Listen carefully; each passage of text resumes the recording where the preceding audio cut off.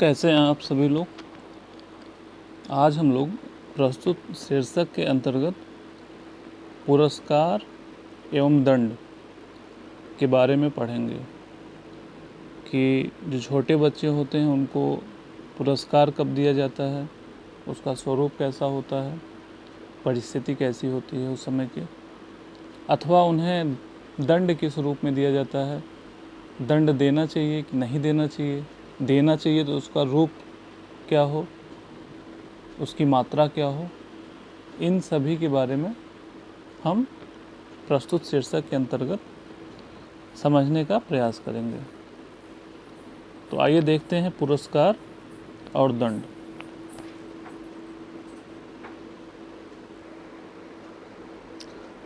माता पिता तथा शिक्षक बच्चों की आवश्यकता के अनुरूप पुरस्कार और दंड का उपयोग करके उनके सामाजिक विकास में सहायता करते हैं। तो यहाँ पे एक टर्म हम सभी और देख लेते हैं कि सामाजिक विकास अथवा समाजीकरण।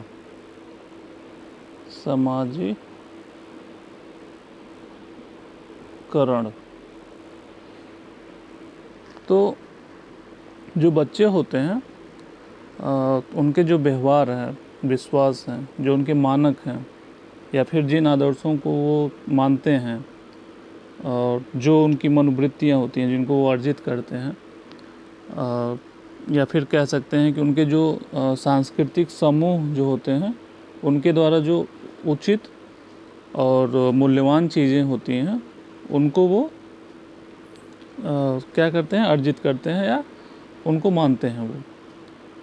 ठीक है। और इसमें कुल मिलाकर बच्चे व्यक्तित्व की उन्हीं विशेषता या व्यवहार को अपनाते हैं जो उनके परिवार और सामाजिक वर्ग में मान्य हो, अर्थात उनके सामाजिक वर्ग द्वारा स्वीकार किए जाते हैं। और इसी प्रक्रिया को हम क्या कहते हैं, सामाजिकरण। इसमें बच्चा क्या करेगा, बच्चा जो होगा समाज में जो स्वीकृत प्रवृत्ति होगी और मूल्य होगा उसको अपनाएगा। तो ये जो अपनाने की प्रक्रिया है इसी को हम क्या कहते हैं, सामाजिकरण कहते हैं। ठीक है। अब हम आगे बढ़ते हैं। इसमें आगे देखते हैं कि जब अभिभावक अथवा शिक्षक बच्चों की जो गतिविधि होती है, अभी हम एक तरीके से इसकी भूमिका के संदर्भ में बात कर रहे हैं कि जब अभिभावक और शिक्षक बच्चों की गतिविधि को नियंत्रित करते हैं, उनकी आक्रामक जो अनुक्रिया होती है, जो एक्टिविटी होती है, उस पर प्रतिबंध लगाते हैं। ठीक है। या उनके जो उनके अंदर जो परोपकारिता का गुण होता है, जो अच्छे गुण होते हैं, उनको प्रोत्साहित करते हैं और उनके प्रयासों की प्रशंसा करते हैं, तो इन चीज़ों के ज़रिए वो अपने बच्चों को एक वांछित सामाजिक व्यवहार सिखाने का प्रयास कर रहे होते हैं। जैसा कि यहाँ लिखा हुआ है सामाजिक विकास। तो इन सब चीज़ों के ज़रिए वो सामाजिक व्यवहार को सिखाने का प्रयास कर रहे होते हैं। और जैसे जैसे बच्चे बड़े होते हैं वो अनेक लोगों के संपर्क में आते हैं। ये सब किसी न किसी तरीके से जितने भी लोग उसके संपर्क में आए, चाहे माता पिता, शिक्षक या फिर समाज का कोई व्यक्ति, ठीक है, ये सभी किसी न किसी तरीके से जो बच्चे का विश्वास है, जो उसके मूल्य हैं, इसको क्या करते हैं, प्रभावित करते हैं। क्योंकि हम सभी जानते हैं कि जो छोटा बच्चा होता है वो अनुकरण के माध्यम से सीखता है, अपने आसपास के वातावरण में चीज़ों को देखता है फिर सीखता है। तो जो लोग उससे जुड़े हुए होते हैं, जैसे रिश्तेदार हैं, भाई बहन हैं, पड़ोसी हैं या मित्र हैं, तो वो बालक के व्यक्तित्व के विकास के लिए एक तरीके से कह लीजिए उत्तरदायी हैं और बच्चों को सामाजिक बनाने में ये लोग पूरा प्रयास करते हैं सामाजिक बनाने का। ठीक है। अब हम इसके आगे देखते हैं कि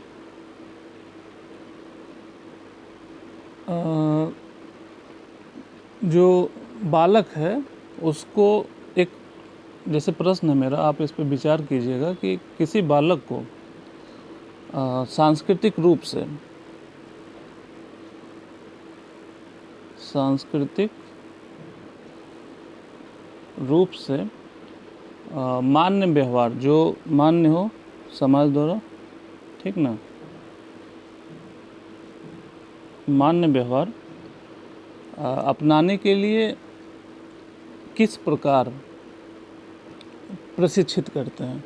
मतलब एक परिवार अपने बच्चे को, जो छोटा बच्चा है, सांस्कृतिक रूप से जो मान्य व्यवहार हैं, जो सही हैं, उसको अपनाने के लिए किस प्रकार प्रशिक्षित करते हैं, इसके बारे में आप विचार करिएगा।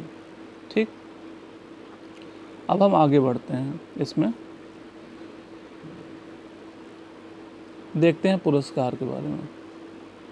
तो हमने अभी पीछे देखा कि माता पिता या अन्य लोग के द्वारा बच्चे का सामाजिक विकास होता है, सामाजिकरण की प्रक्रिया उनकी आगे बढ़ती है। तो पुरस्कार एक तरीके से जो सामाजिक व्यवहार के मानक को सीखने में एक तरीके का साधन हम मान सकते हैं पुरस्कार को। तो इसमें क्या होगा कि जो माता पिता हैं या फिर अन्य लोग हैं, ये बच्चे को सामाजिक बनाने के साधन के रूप में इसको प्रयोग करेंगे। ठीक है, जैसे कोई छोटा बच्चा है, अगर वो उचित व्यवहार करता है, उचित व्यवहार अर्थात उचित व्यवहार करे, अर्थात जो समाज द्वारा मान्य है, ठीक है, जो समाज द्वारा मान्य है, अगर वो व्यवहार करता है तो क्या होगा, उसे इनाम मिलेगा। ठीक, इनाम मिलेगा, पुरस्कार दिया जाएगा कोई। ठीक है, लेकिन यहीं पे अगर वो अनुचित व्यवहार कर रहा है, अनुचित व्यवहार, ठीक है, अनुचित व्यवहार कर रहा है, तब उसे क्या मिलेगा, तब उसे या था उसके व्यवहार को सही करने के लिए दंड का प्रयोग, किसका प्रयोग, दंड का प्रयोग किया जाता है। अर्थात जिन व्यवहारों के लिए पुरस्कार, इनाम अथवा पारितोषिक दिया जाता है, तो ऐसे व्यवहार भविष्य में क्या होंगे। अगर किसी काम को करने के बाद आपको कोई इनाम दिया जाता है, तो वो उस व्यवहार की भविष्य में होने की बारंबारता बढ़ जाएगी कि नहीं बढ़ेगी, निश्चित रूप से बढ़ जाएगी। जब किसी कार्य के लिए हमें पुरस्कार दिया जा रहा है, तो उस कार्य को हमारे अंदर करने की ललक होगी, हम चाहेंगे कि हर बार हमको पुरस्कार मिले, तो हम हमेशा उसको करने के लिए प्रयासरत रहेंगे। ठीक है, तो जिन व्यवहारों के लिए इनाम दिया जाता है वो ज़्यादा मजबूत बन जाते हैं भविष्य में, और उसे बालक अधिक करने लगते हैं। ठीक है, और इन व्यवहारों को वो कई परिस्थितियों में सामान्यीकृत कर लेता है। अब हम ये समझने का प्रयास करते हैं कि जो पुरस्कार है, पुरस्कार अथवा इनाम, ठीक ना, अथवा पारितोषिक, ठीक, ये इनसे हम समझ क्या रहे हैं वास्तव में। तो पुरस्कार से हम ये समझ रहे हैं कि जब बच्चा, बालक अथवा बालिका द्वारा जो कार्य किए जा रहे हैं, तो उन कार्यों के बदले जब उनकी प्रशंसा की जाए, ठीक है, उन्हें स्वीकृति प्रदान की जाए, ठीक है, अथवा उनको शारीरिक वात्सल्य दिया जाए, उनको प्रोत्साहित किया जाए किसी कार्य को करने के लिए, या किसी कार्य के करने के बाद उनको थपथपाना या थोड़ा सा हम मुस्कुरा के कुछ बोल दें, अथवा भौतिक सामग्री। अब भौतिक सामग्री में क्या आ जाएगा, भौतिक सामग्री में रुपया आ जाएगा, ठीक, कोई वस्तु आ जाएगा जो ठोस हो, ठोस रूप में हो। तो ये भौतिक सामग्री मतलब उनके किसी कार्य करने के बाद हम उनको देते हैं। ठीक है, अब इसमें हम देखेंगे कि जो जो छोटे बच्चे होते हैं वो क्या करते हैं, वो स्वतः अपने कौशल का प्रयोग करते हैं। जैसे छोटे बच्चों की ये प्रवृत्ति होती है कि कुछ न कुछ अपना वो उनके अंदर खोजी प्रवृत्ति होती है, कोई न कोई काम वो करते रहते हैं। ठीक है, तो हमें क्या करने देना है कि जो उनके अंदर अन्वेषण की प्रवृत्ति है या अन्वेषण वो करना चाह रहे हैं या कोई कार्य जो कर रहे हैं जो समाज द्वारा मान्य है या फिर हमने उनके सामने जो आदर्श रखा है उस आदर्श पे वो खरे उतर रहे हैं। ठीक है, तो जो भी अन्वेषण कर रहे हैं तो हम उन्हें वो कार्य करने दें। ठीक, या फिर इसके लिए उनका हम प्रोत्साहन भी बढ़ाएं। ठीक है, क्योंकि अगर उनके अंदर कोई अन्वेषण करने की प्रवृत्ति है और उस प्रवृत्ति पे हमने रोक लगा दिया तो भविष्य में क्या होगा कि जब जैसे जैसे बच्चा बड़ा होगा, शैशवावस्था से बाल्यावस्था, किशोरावस्था या फिर उसके बाद की आयु में पहुँचेगा, तो उसके अंदर ये प्रवृत्ति दबी की दबी रह जाएगी और भविष्य में वो चीज़ों को प्रदर्शित नहीं कर पाएगा या फिर जो उसकी खोज की प्रवृत्ति हो जाएगी वो धीरे धीरे समाप्त हो जाएगी। तो हमें क्या करना है कि जो उनके अंदर खोजी प्रवृत्ति है उसको हमेशा प्रोत्साहित करना है। ठीक है, क्योंकि अगर हम अन्वेषण पर प्रतिबंध लगाएंगे तो उनके अन्वेषण कम हो जाएंगे। ठीक, और अन्वेषण कम हो जाएंगे अर्थात उनकी हम स्वतंत्रता को बाधित कर रहे हैं। ठीक है, अब हम आगे बढ़ते हैं। जैसे हम स्लाइड में देख रहे हैं, स्लाइड में क्या है, स्लाइड में दिया है भौतिक सामग्री। तो भौतिक सामग्री में बता दिया कि पुरस्कार के रूप में भौतिक सामग्री में हम किन किन चीज़ों का प्रयोग करें जो ठोस हो, जो दिखाई दे हमें। ठीक, अब सामाजिक प्रशंसा, जैसे कोई छोटा बच्चा जो सामाजिक रूप से मान्य कोई व्यवहार है अगर वो करता है तो उसकी क्या होगी, प्रशंसा होगी, उसको लोग स्वीकृति प्रदान करेंगे। जैसे शारीरिक वात्सल्य, जैसे कोई छोटा बच्चा है वो अगर सामाजिक रूप से जो मान्य व्यवहार है अगर उसको करता है तो लोग उसको बहुत लाड प्यार दुलार देते हैं। ठीक है, उसके साथ ही उसको प्रोत्साहित भी करते हैं इन चीज़ों के लिए। इसी क्रम में जैसे कोई आके पीठ थपथपा देता है या फिर थोड़ा सा मुस्कुरा देता है किसी कार्य को करने के बाद, तो ये भी बच्चों के लिए एक तरीके का पुरस्कार ही होता है। ठीक, अब हम आगे बढ़ते हैं, दंड के बारे में समझते हैं।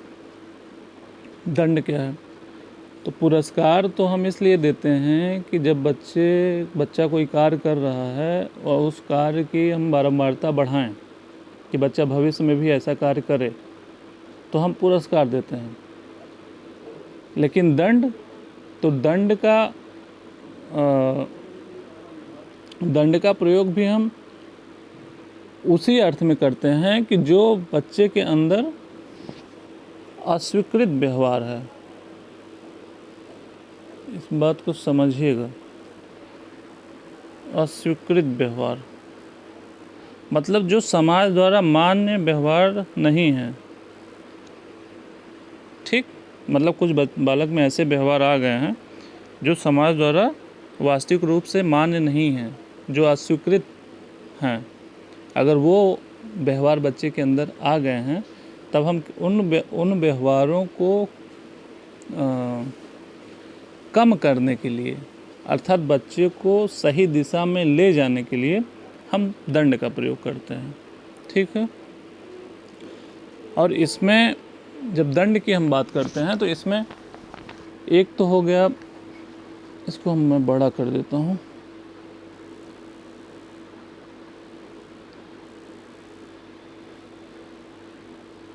ठीक, एक तो हो गया शारीरिक दंड।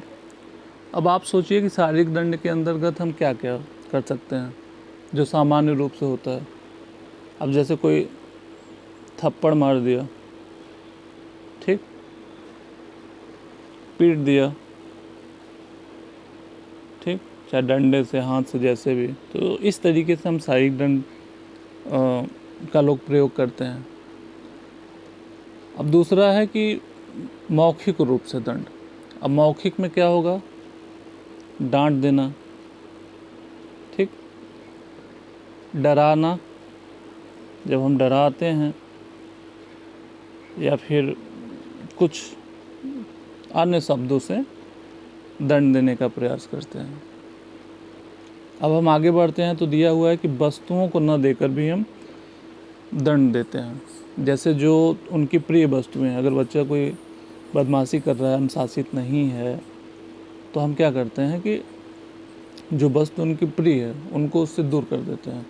तो इस तरीके से भी हम दंड देते हैं। जैसे खाने की चीज़ें हो गई, ठीक है, या फिर उनके कपड़े हो गए जो उनका पसंदीदा है, या फिर खिलौना हो गया, इनको हम क्या करेंगे, उससे दूर कर देंगे या नहीं देंगे। तो वो क्या हो जाएगा, वो भी दंड की श्रेणी में आएगा। अब आगे है कि अपने स्नेह से वंचित रहकर दंड देना।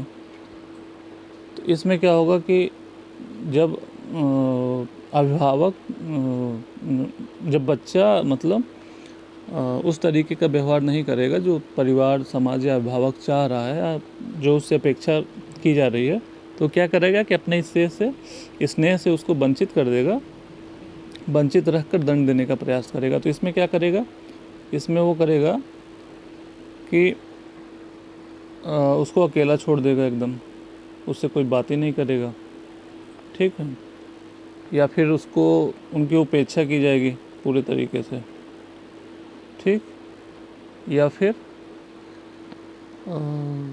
दूसरों को दुख पहुंचाने के लिए उनको जिम्मेदार ठहराएगा, ठीक। तो ये सारी चीज़ें हैं। अब हम इसमें ये देखते हैं कि अगर बच्चे के दुर्व्यवहार, जो उनका दुर्व्यवहार है मतलब के प्रति जब हम अस्थाई दंड का प्रयोग करते हैं, क्या करते हैं, अस्थाई दंड का प्रयोग जब करते हैं तो इसके कुछ नकारात्मक परिणाम भी निकल सकते हैं। मतलब इसके कुछ निगेटिव रिजल्ट आ सकते हैं, ख़ास तौर पे उस समय जब माता पिता या जो टीचर हैं उसे दंड की वजह नहीं समझाते हैं। बहुत बार ऐसा होता है कि आपको दंड छोटे बच्चों को दे दिया जाता है, लेकिन उन्हें वास्तविक रूप से नहीं पता होता कि हमें किस कारण से दंड दिया जा रहा होता है, ठीक है। तो अत्यधिक दंड देना या हम ज़्यादा दंड दे रहे हैं उसका कारण नहीं बता रहे हैं, तो बच्चों में यह भावना पैदा कर सकता है कि वह कभी कुछ ठीक नहीं कर सकता। भाई आदमी दंड क्यों देगा जब आदमी काम नहीं कर रहा है या कुछ उसके माता पिता के इच्छा के अनुरूप चीज़ें नहीं हो पा रही है, या कोई कार्य अभिभावक दे रहा है बच्चा नहीं कर पा रहा है, तो बार बार अगर उसे हम दंड देंगे, ठीक है, तो उसके कुछ नकारात्मक परिणाम ये होंगे कि बच्चे में जैसे ये भाव उत्पन्न हो जाएगा कि हम तो ये काम कभी कर ही नहीं सकते हैं, हमारे में योग्यता नहीं है, तो उसके अंदर शर्म, शक या फिर अपराध की भावना घर कर जाएगी। तो ये नकारात्मक परिणाम निकल सकते हैं अगर आप दंड का प्रयोग बराबर कर रहे हैं, ठीक है। या फिर हम आगे ये देख सकते हैं कि जब दंड का जब अस्थायी रूप से इस्तेमाल किया जाता है तो ऐसा व्यवहार जो छोटे बच्चों के अंदर माता पिता के प्रति क्या होता है, उन्हें क्रोधी बना देता है, ठीक ना। वो माता पिता से हमेशा रुष्ट रहते हैं, वो हमेशा महसूस करते हैं कि माता पिता उनके साथ अन्यायपूर्ण व्यवहार करते हैं। तो अक्सर आपने देखा होगा कि अगर परिवार का कोई ऐसा सदस्य जो छोटे बच्चों को सबसे अधिक दंड देता हो, हमेशा मारता पीटता हो या कुछ अपशब्द बोलता हो, तो जब वो घर में प्रवेश करता है तो आप देखते होंगे कि जो छोटे बच्चे होते हैं वो तुरंत छिप जाते हैं या ऐसे जगह चले जाते हैं किसी कमरे में जहाँ पे वो व्यक्ति ना आता हो। तो अब इससे होगा क्या कि उस व्यक्ति के पास जो योग्यता है, जो ज्ञान है या जो मार्गदर्शन उस छोटे बच्चे को दे सकता था, उससे वो छोटा बच्चा वंचित हो गया। क्यों? क्योंकि पूर्व में उस व्यक्ति ने उस छोटे बच्चे को इतना दंडित किया है कि अब वो उससे बचकर भागना चाहता है, उसके सामने नहीं जाना चाहता। तो अब नहीं जाएगा तो इसका मतलब है कि भविष्य में उसके मार्गदर्शन के कम अवसर मिलेंगे, क्योंकि जब वो घर में आएगा तो वो किसी ऐसे स्थान पर होगा जिससे उसकी मुलाकात नहीं होगी। जब मुलाकात नहीं होगी तो हो सकता है भविष्य की कोई योजना ना बने, कोई मार्गदर्शन ना कर पाए, ठीक। तो ये यहाँ पे थोड़ा सा नुकसान है। और जब माता पिता या जो भी शिक्षक हैं, जब शारीरिक दंड का, इस वाले का जब प्रयोग करते हैं तो दंड के नकारात्मक परिणाम कुछ ज़्यादा हो जाते हैं। अब कैसे? जैसे एक उदाहरण द्वारा हम समझने का प्रयास करते हैं कि जो प्री प्राइमरी जो स्कूल के बच्चे हैं या प्राइमरी से पहले के जो बच्चे हैं, तो उन बच्चों का और माता पिता के बीच एक झगड़े की वीडियो फिल्म छोटे बच्चों को दिखाया गया, ठीक। और उनसे पूछा गया कि यदि माता पिता, जैसे कुछ छोटे बच्चे हैं और उनको एक पिक्चर दिखाई गई जिसमें बच्चे और माता पिता के बीच झगड़ा हो रहा है, ठीक है। और पिक्चर दिखाने के बाद उनसे पूछा गया कि यदि माता पिता के स्थान पर वे होते तो क्या करते। तो जवाब में बच्चों ने अनुशासन के उन तरीकों के बारे में बताया जो उनके माता पिता उनके साथ प्रयोग करते थे। अर्थात उनको भविष्य में अगर वो मारते पीटते थे अथवा उनके साथ कोई अपशब्द का प्रयोग करते थे या जिस रूप में वो दंड का प्रयोग करते थे, उन्होंने वही तरीका बताया, ठीक।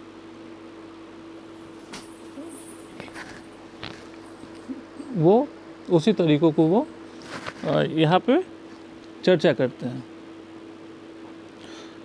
तो हम ये कह सकते हैं कि जो माता पिता बच्चों के साथ अत्यधिक कष्टदायक दंड देने के तरीके प्रयुक्त करते हैं, वो बिना जाने अपने बच्चों को यही दंड बाद में इस्तेमाल करने के लिए क्या कर रहे होते हैं, ट्रेनिंग दे रहे होते हैं। भाई हम अगर अपने बच्चों को मारेंगे पीटेंगे तो जब बच्चा बड़ा होगा, जब उसके बच्चे होंगे, तो वो भी इसी टेक्निक को अपनाएगा। अगर मेरे पिताजी ने मुझको पीटा है, इसका मतलब उनके पिताजी ने उनको भी पीटा होगा। तो इन चीज़ों का अगर अभिभावक ध्यान रखें तो शायद बच्चे का जो विकास होगा व्यक्तित्व का, वो संतुलित हो, ठीक है। तो इन सब चीज़ों पे हम चर्चा कर रहे हैं।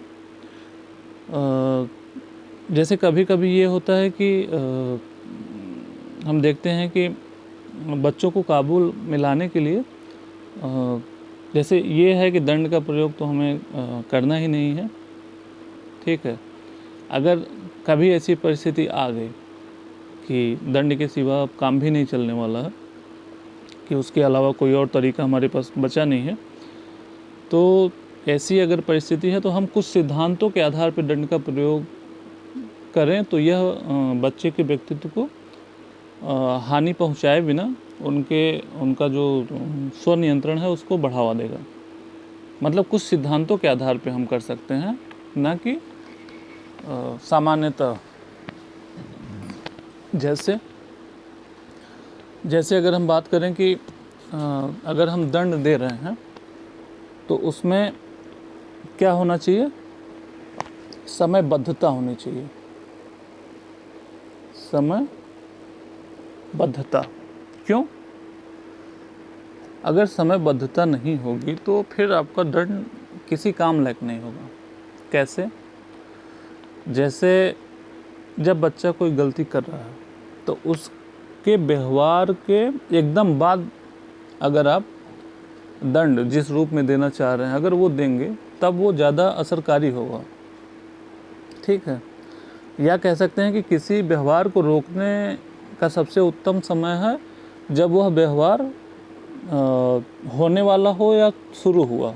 अगर उसी समय हम चीज़ों को रोक दें तो शायद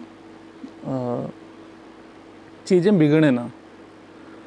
तो इसमें समयबद्धता का ध्यान देना बहुत ज़रूरी है। जैसे अब कोई छोटा बच्चा है, दो छोटे बच्चे हैं, आपस में अगर खेल रहे हैं, दोनों के पास एक एक खिलौने हैं, लेकिन एक बच्चा दूसरे बच्चे का खिलौना छीन ले, दोनों अपने पास रख लें और एक बच्चा खिलौने से वंचित हो जाए, तो वहाँ पे जो भी अभिभावक है, शिक्षक है, उसके उस व्यवहार के लिए उसे पहली बार में ही रोका जाना चाहिए। न कि जब बालक ऐसा 5वीं बार, 10वीं बार या 15वीं बार करे तब उसके बाद रोकना चाहिए। ऐसा नहीं करना चाहिए। जब पहला मतलब उसका जब कोई इस तरीके का व्यवहार होने वाला हो या शुरू हो रहा हो तभी हमें उस पर रोक लगानी है। तब वो ज़्यादा असरकारी होगा। ठीक है, तो ये हमें ध्यान रखना चाहिए। अब इसमें हम आगे देखते हैं एक और चीज़ की जो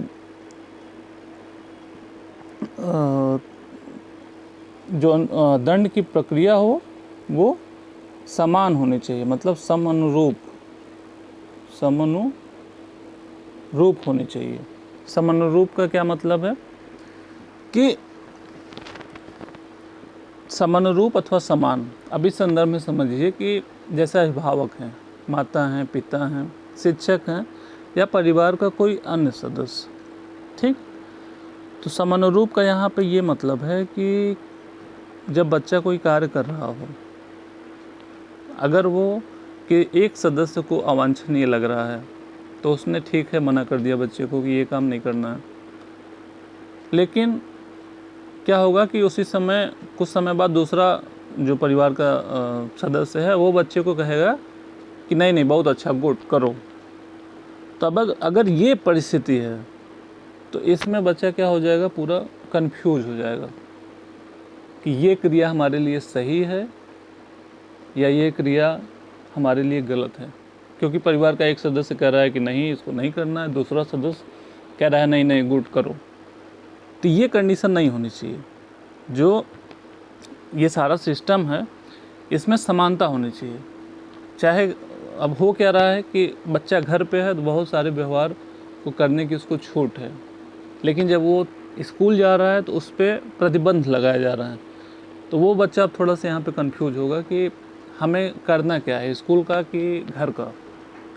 तो हमें लगता है कि जो अभिभावक हैं, शिक्षक हैं, इन दोनों में सामंजस्य होना चाहिए कि अनुशासन की प्रक्रिया स्थापित करने के लिए या किसी क्रिया पर रोक लगाना या किसी क्रिया के लिए प्रोत्साहन करने संबंधी जो विचार हैं उनके उनमें आपस में तालमेल होना अत्यंत आवश्यक है। अगर उनमें तालमेल नहीं होगा तो बच्चा वैसे ही अनुशासनहीन हो जाएगा। ठीक है, कि एक कुछ और कह रहा है, दूसरा कुछ और कह रहा है, तो ये नहीं होना चाहिए। समानुरूप होना चाहिए कि एक व्यक्ति किसी कार्य के लिए शाबाशी दे और दूसरा व्यक्ति उसी कार्य के लिए दंड दे, तो ये थोड़ी सी ठीक बात नहीं है। तो ये चीज़ें नहीं होनी चाहिए ऐसा। तो अब इसी में हम आगे अगर देखें तो ये देखते हैं कि जो दंड का अधिकतर माता पिता इस्तेमाल करते हैं, वो क्या करते हैं कि जब बच्चे से वो नाराज़ होते हैं माता पिता, तो क्या करते हैं, या कोई परिवार का कोई भी सदस्य, तो क्या करते हैं, बच्चे को अकेला छोड़ देते हैं। उससे कोई बात ही नहीं करेगा, न उससे बातचीत करेगा, न उसको कुछ पूछेगा, न उसकी तरफ देख के कोई कुछ कहेगा, न कोई इशारा करेगा, मतलब उसको एकदम अलग थड़क छोड़ देगा। ये ज़्यादातर माता पिता करते हैं। तो इससे क्या होगा कि 1-2 घंटे बाद बच्चे को एहसास होगा कि नहीं हमने क्या किया, क्या है, कैसे। उसके बाद सारे लोग फिर परिवार के घुल मिल जाते हैं। तो ये भी है एक तरीका। ठीक है, तो लगभग हमने समझा कि पुरस्कार अथवा दंड ये किस परिस्थिति में देते हैं, इनका स्वरूप क्या होता है, देना चाहिए नहीं देना चाहिए। ठीक है, इन सब बातों पे हमने यहाँ पे चर्चा किया। तो आशा है कि आप सभी लोग इन बातों को समझे होंगे। जो चीज़ें नहीं समझ में आई वो बता सकते हैं। धन्यवाद।